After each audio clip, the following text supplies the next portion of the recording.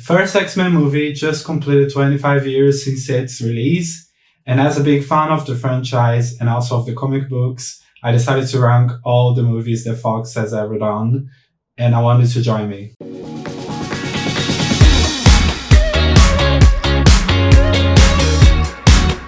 In last place, we have X-Men Dark Phoenix.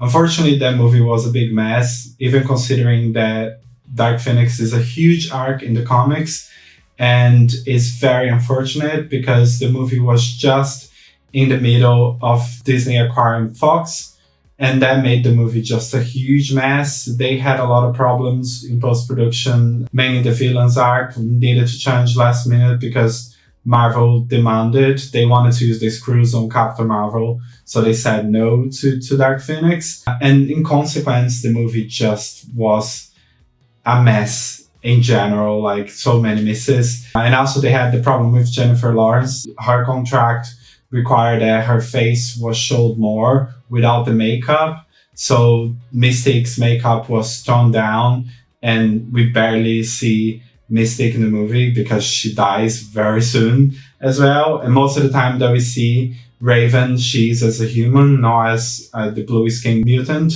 which is very unfortunate. The movie had a lot of potential. It has a lot of good moments. We have the very good scene with Young Jin just flipping the car when she loses the temper. And we also have Magneto's scene in the train wagon, which is really good.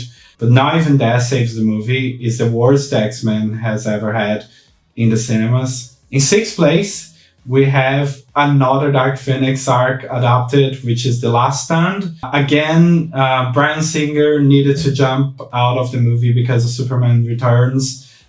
So the movie was passed to another director even after the writing was done. And the movie is not as bad as Dark Phoenix, but it's another huge miss because the Dark Phoenix arc in this movie just goes to the sidelines. The Cure becomes the main thing, which is very unfortunate. We wanted to see Jean as a Dark Phoenix in full power, and we don't get to see it. We barely see Jean's situation with Professor X in the movie, which is also another big miss. The movie has a feeling that everything was just stitched together. We have a lot of characters introduced, but not time enough to understand them and to engage with them. It's just all over the place. The only thing that doesn't make this movie as bad as Dark Phoenix is because the acting is really good. We were all already engaged with Magneto, Professor X, Jean from the previous movies. So we really wanted to see them, and the actors do a great job. But besides that, it's just a huge, huge miss. And it's an unfortunate thing for the X-Men franchise. And then in fifth place, we have Apocalypse. X-Men Apocalypse, it was the last one of the second trilogy. It was supposed to be the last one because Dark Phoenix was supposed to kick off another trilogy, but everything changed afterwards. But that's another issue. But Apocalypse was supposed to close the First Class trilogy. And we were very excited to see Ensabanur for the very first time, considering that Apocalypse is one of the biggest threats that the X-Men has ever faced in the comics. But the movie is really weak. It's not that it's not good. It's a very fun movie. I have a lot of fun watching it. It's just flat. It's an okay movie. Apocalypse doesn't impose the threat that was necessary. Oscar Isaac do a good job as the villain, but it's not enough for what the villain requires. And it's very, very unfortunate. And I really, really hoped that the movie could have been better. Before I keep going, don't forget to like, comment, and subscribe so you don't miss any of the videos. And now we're getting on the big leagues.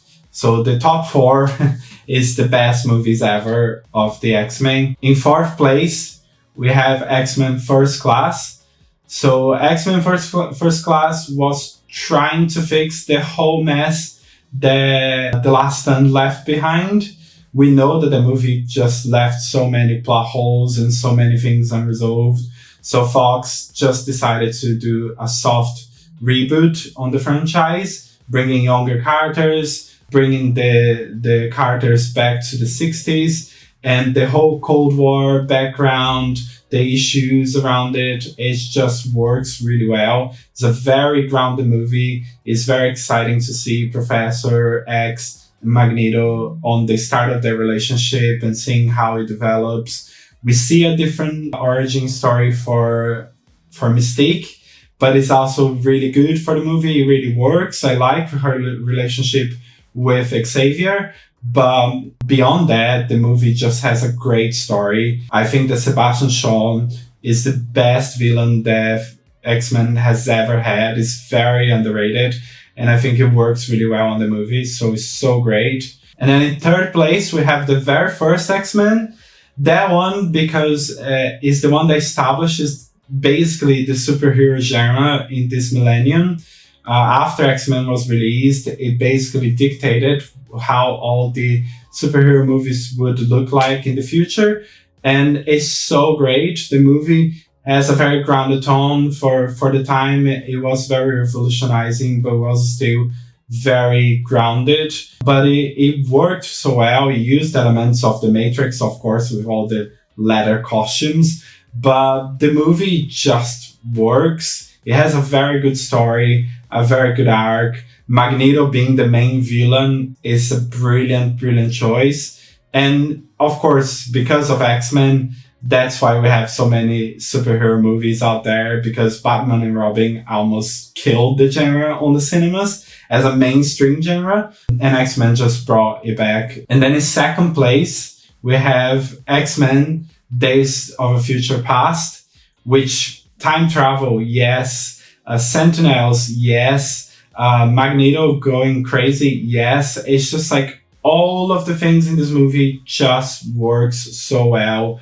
We have the new generation for First Class, and we have the classic generation from the first trilogy interacting. Of course, they overused Wolverine, but I'm kind of okay with it. I think it works as well and is understandable. Wolverine was a favorite of the audience. But the movie is just so brilliant. The way that they balance the whole time travel and also the conflicts in the past and the whole political things happening there.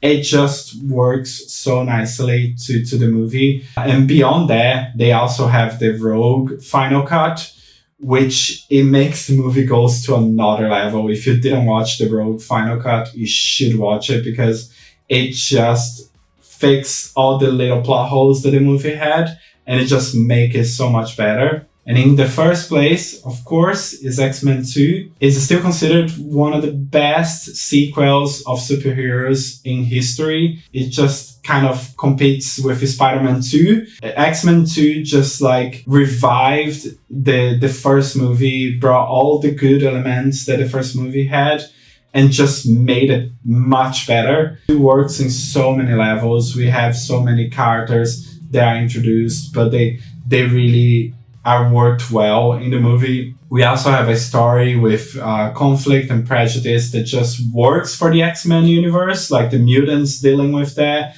and dealing with Stryker is really, really good. And then we have like classic scenes. We have the best opening scene for me in a superhero movie, which is Nightcrawler invading the White House to kill the president. It's just absolutely brilliant. I don't think that they ever done anything better than that. We also have Magneto escaping the jail, which is another great scene. And meanwhile, we have Professor X in a mind battle with Stryker's son, which also is another incredible arc. We have Jean's sacrifice at the end, Jean dealing with the start of the Phoenix there. But X-Men 2 overall just works brilliantly.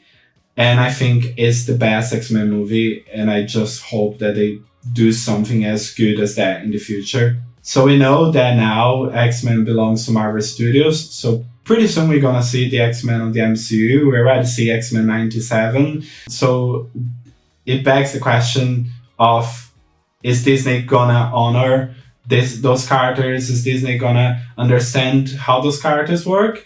I think that there's very good hopes, but let me know what is your opinions. And let's hope that the future keeps as good as we have now. See you soon.